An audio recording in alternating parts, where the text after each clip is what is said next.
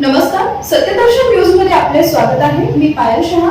एक नजर टाकूया आजच्या ठळक घडामोडीवर. युद्धाच्या पार्श्वभूमीवर प्रशासनाचा मोठा निर्णय. 3 महिन्याचं धान्य रेशन दुकानात. इराण आणि अमेरिका युद्धाची झळ भारतापर्यंत पोहोचली. युद्धाचे परिणाम अधिक तीव्र होण्याची शक्यता. सरकार 3 महिन्याचं धान्य रेशन दुकानात पोहोचवणार आहे. राज्यभरातील 51,000 पेक्षा जास्त दुकानात 3 महिन्याचं धान्य उपलब्ध करून देण्यात येणार आहे.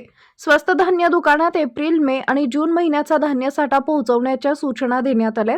नागपूर जिल्ह्यातील 1,900 स्वस्त धान्य दुकान 3 महिन्याचा धान्य साठा केला जाणार आहे. भविष्यात युद्धाचे परिणाम तीव्र होण्याच्या भीतीने 3 महिन्यांचं धान्य वितरण होणार. नागपूर जिल्ह्यातील रेशन दुकानांमध्ये महिन्याला 16,000 मेट्रिक टन धान्य साठ्याची गरज आहे. गहू आणि तांदळाचा 3 महिन्याचा साठा केला पुरवठा जाणार आहे.